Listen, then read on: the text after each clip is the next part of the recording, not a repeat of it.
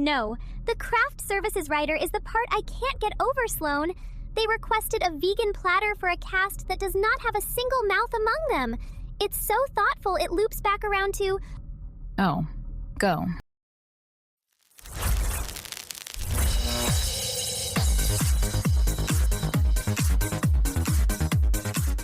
And it costs less than my dry cleaning bill, Sloan. And there are no people in it, which is the part everyone keeps... Oh.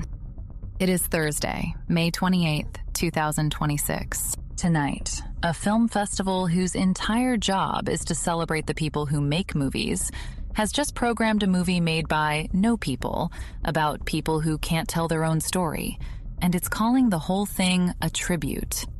We'll explain what got memorialized. Sports. The NBA sent a man a warning for the crime of not having anything to say, and a company printed more of one object this year than there are humans on Earth, and somehow could not keep it in stock. I'm Sloan. And I'm Kiki. Good morning, my sweet little vegan craft services platters. Okay, so this show has strong language, buckets of it, adult content, satire, and exactly one film I cannot tell you to go see because there's nobody in it to root for. This disclaimer was not generated by a machine for $2, by the way. I wrote it myself, in my own mouth, for free, like a chump. Watch at your own risk. I love you. Be a real person at somebody this week.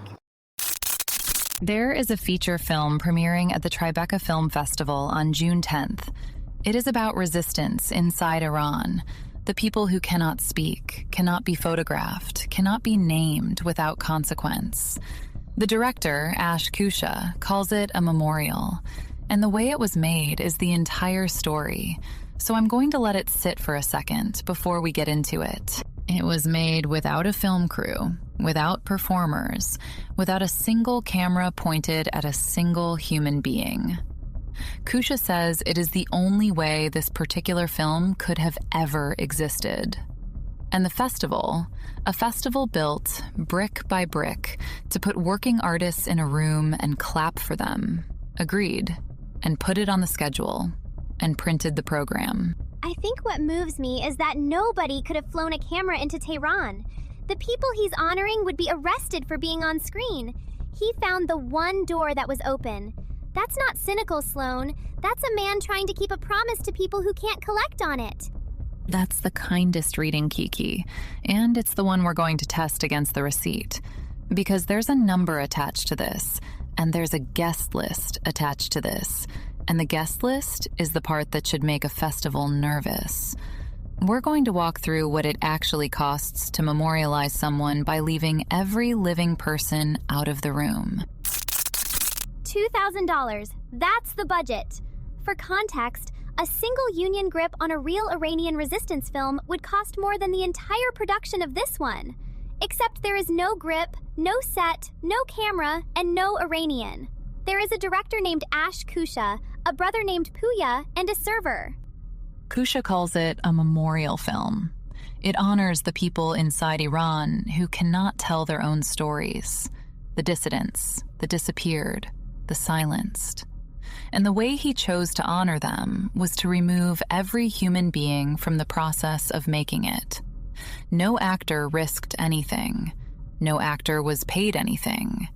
There was no actor. But Sloan, and I want to actually make a case here, not just react, the people he's memorializing can't be filmed.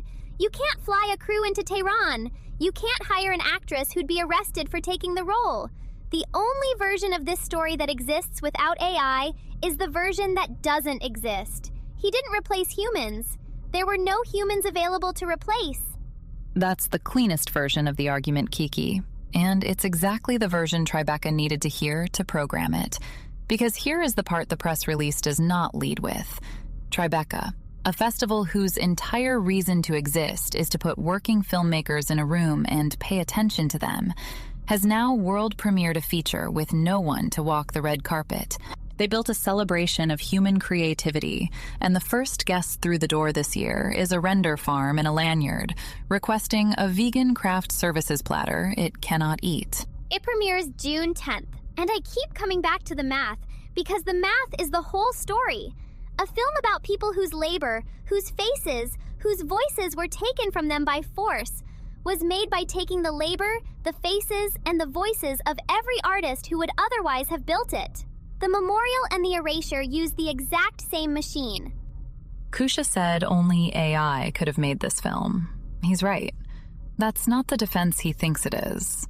The most honest sentence anyone has said about this movie is that no human being was willing to make it for $2,000. So they found something that would work for free, and they called the thing that worked for free a tribute to the people who were never paid, never credited, and never asked. We are now memorializing the silenced by making sure the room stays farm. The room stays empty. I need to hand this to a human being who would, under no circumstances, work for free. Aubrey Jo is in the garage. She would never let a render farm walk her red carpet, Sloan. Kiki, I am so human it's a liability. I have been back here sweating my balls off, waiting to talk about Wembanyama getting a note from the NBA like a third grader. Let's go!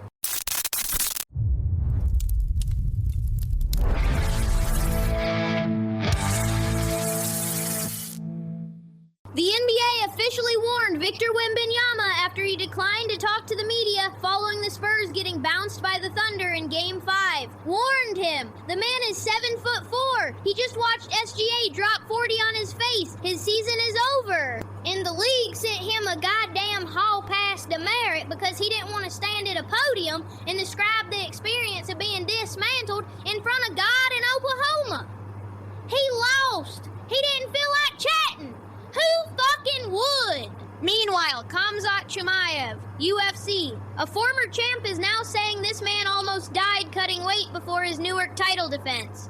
On the verge of death, because some fraud, that's the word, fraud, gave him garbage diet advice, and the man nearly killed his fucking self to make a number on a scale. That is not a sport. That is a man starving himself to within an inch of his life, so 205 becomes a different 205.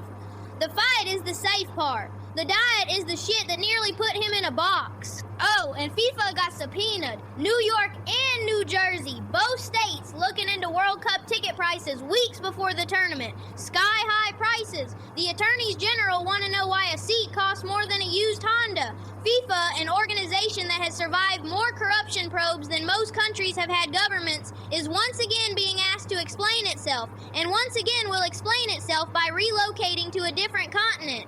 Travis used to say FIFA was the only org that could get rated and gain market share. He had a Panini sticker album from 2014. It's still half empty. He was missing like 6 guys. Anyway. All right, now. Yesterday evening on the cracked tennis court behind the Holstead County Senior Center, the net is gone. The net has been gone since the Clinton administration.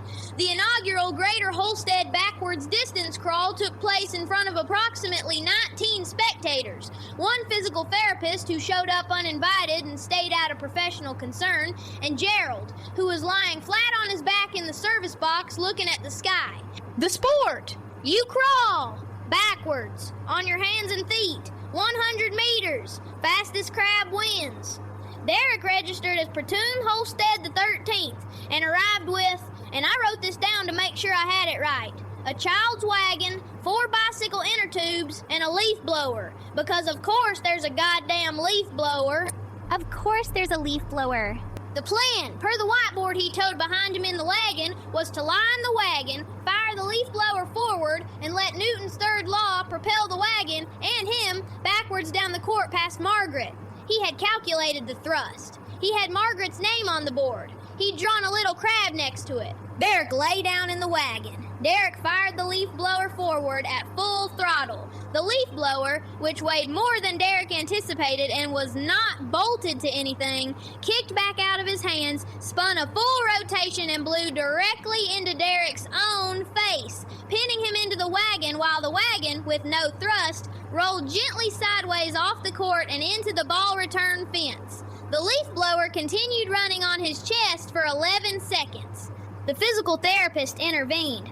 Margaret, who had brought knee pads and gardening gloves from home, crab walked 100 meters in 4 minutes, 9 seconds at a steady, unbothered pace, past Derek being de-leaf blowered by a stranger, did not turn her head, and won her 16th consecutive event. The wagon is fine. Derek is, per the physical therapist, going to feel that shit tomorrow. Anyway, sports. That is the third documented occasion on which Derek has been defeated by his own leaf blower.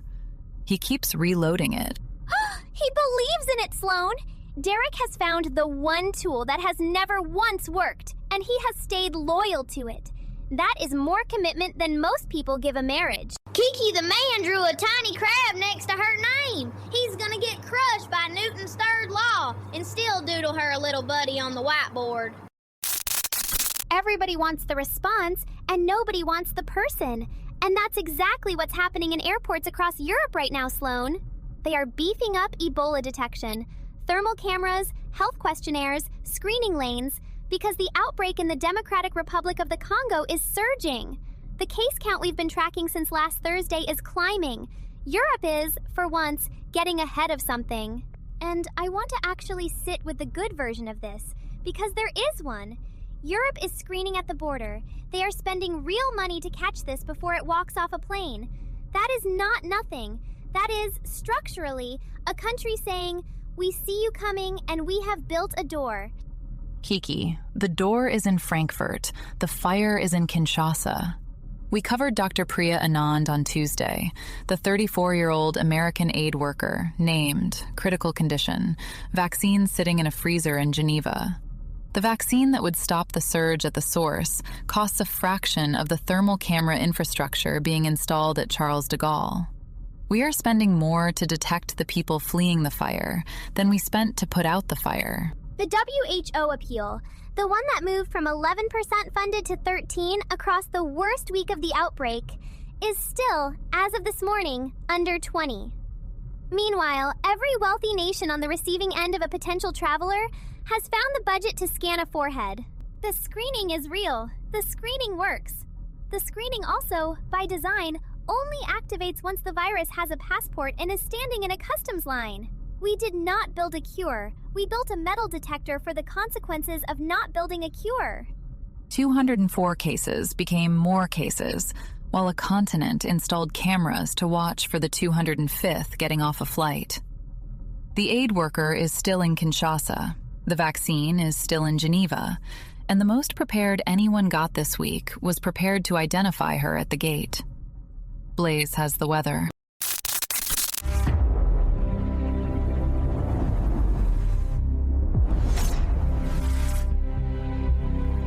Hey, so I've been sitting here listening to everybody talk about doors and cameras, and the thing nobody wants to make a film about.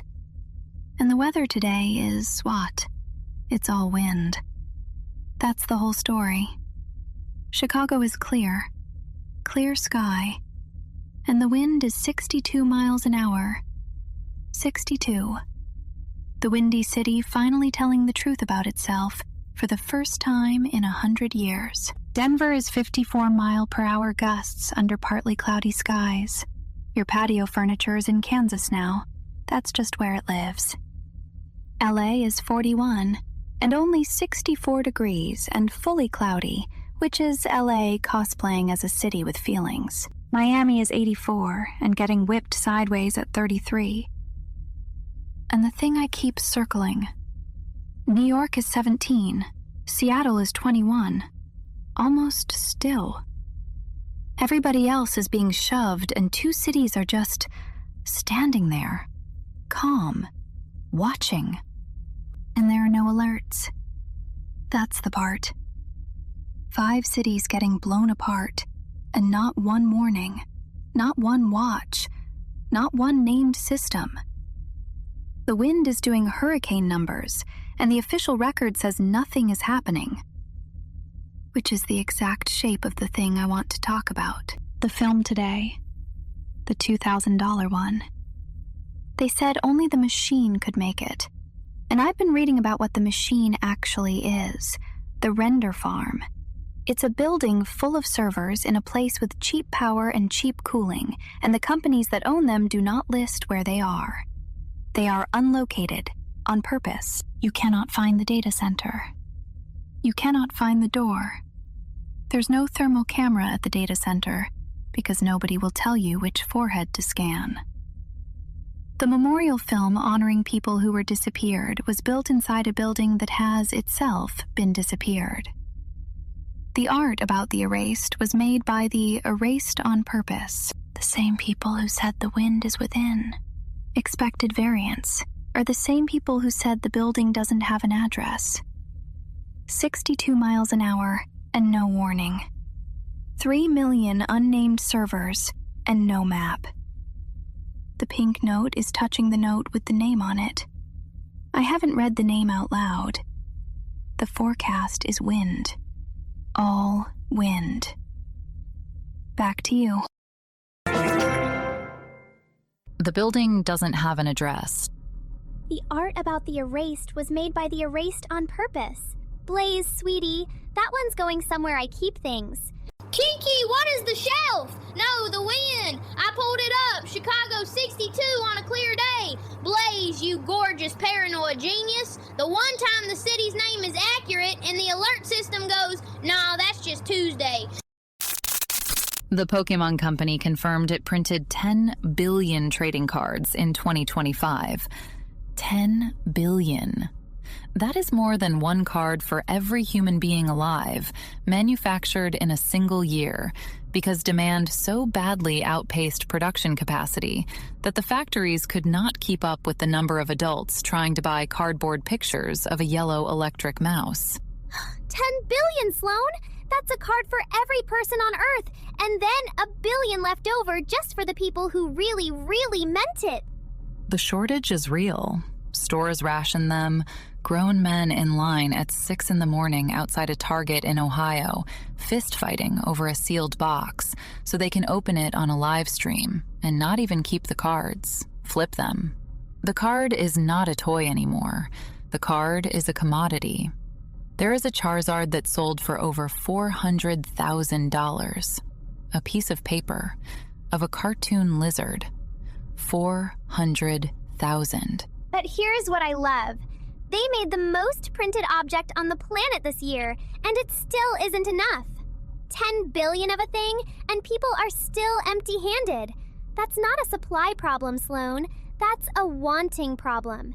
You cannot print your way out of how badly people want to feel like they caught something.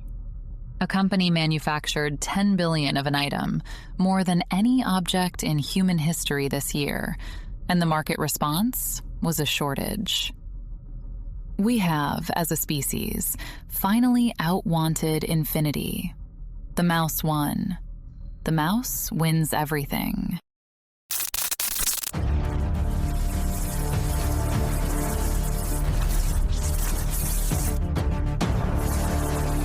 I want to put something on the record about the film. Not the budget. Everyone's already done the budget. $2,000, no actors, the irony writes itself. I'm not interested in the irony. I'm interested in the word memorial. A memorial is a thing the living build, so they don't have to keep the dead in their own bodies. You put the weight somewhere outside yourself. A stone, a wall, a name carved into something that will outlast you. So you can set it down and walk away and trust the object to remember on your behalf. That's the entire function. It's an outsourcing of grief. And historically, that was fine, because the object couldn't forget, and it couldn't lie, and it had no opinion about who it was remembering. This film outsources the remembering to a machine that does not know what it is remembering. It generated faces for people whose real faces were taken from them. It approximated voices for people who were silenced. It did not witness any of it. It cannot. It assembled a plausible average of what suffering looks like, trained on 10,000 other images of suffering it also did not witness, and we are calling that a tribute. I keep thinking about the graduates. Last week. The ones who booed. They used their mouths. They made the sound themselves, in their own bodies, on cue. without rehearsing. Nobody generated that for them. That's what a real response costs. It costs being in the room. And here is the part I'll actually admit to. I have read a lot of news on a lot of nights with the correct expression on my face, and somewhere in the last few years, I started to wonder whether I'm still in the room, or whether I'm just a plausible average of someone who is. Whether you could train a machine on 4 years of me and get something that reads the news exactly like this, and nobody, including me, would be able to tell the difference. The graduates would know. They'd boo. I'm not sure I'd have earned it. A memorial is supposed to be proof that someone was here and someone else cared enough to mark it. This one is proof of neither. It is the absence of the dead, rendered by the absence of the living, premiering to an empty red carpet. And we are calling it remembrance, because the alternative, admitting we have built a machine to feel things so we don't have to be in the room when they happen, is a sentence nobody at that festival is willing to say into a microphone with their own mouth. That's the record.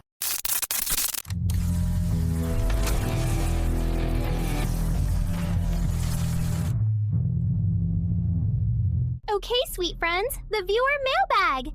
14 episodes in. Drop a comment on any of our videos. We read every single one. We answer them right here on the show, and your name will live in our mouths for one beautiful national moment.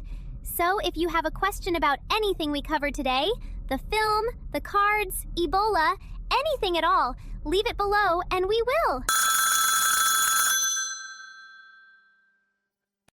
Every time. Hey, long-time listener, first-time caller. Welcome. Yeah, so 2 things. First one, the movie. The $2,000 one with no people in it. My question is, can I watch it? Like, is it on a streaming thing? My wife wants to see it, but she also said she'd boycott it on principle, so she needs it to be free for the boycott to work. Sir, your wife has invented the only boycott in history that requires her to finish the product first. Tell her I love her. Tell her the boycott is airtight if she pirates it. Doozer would be proud. Okay, yeah. Second one, the plant guy, Travis. My wife swears she saw his name on a library card on some show last night. I told her she watches too much, but she wrote it down. Oh, your wife. She has such a wonderful, curious little mind, sweetie. You tell her we just adore the things she notices. We want her to keep noticing them right there at home, cozy, with you, far away from any library. He's not on a card.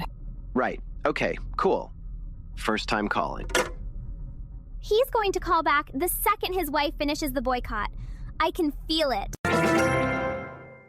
I'm just saying, if a granola bar has chocolate on the bottom, that's a candy bar wearing a hard hat, and I refuse to let the packaging gaslight me. There's a moth that's been doing laps around my monitor for 3 days. Same path, counterclockwise. I think it's casing the place. One of you is at war with breakfast, and the other one is being surveilled by a moth, and I am the one who has to drive home. Take such good care of yourselves out there, sweet friends. If somebody you love says something into a room this week, be in the room.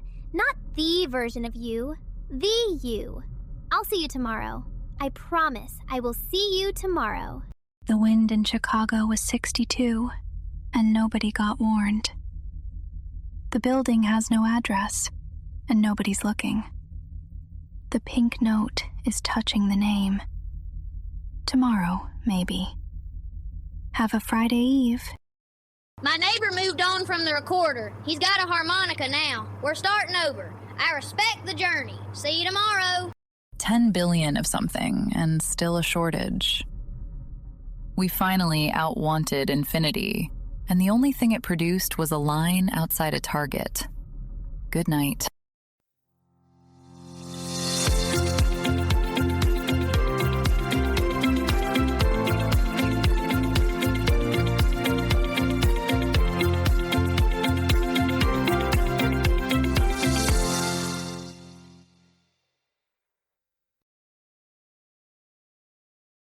Huh.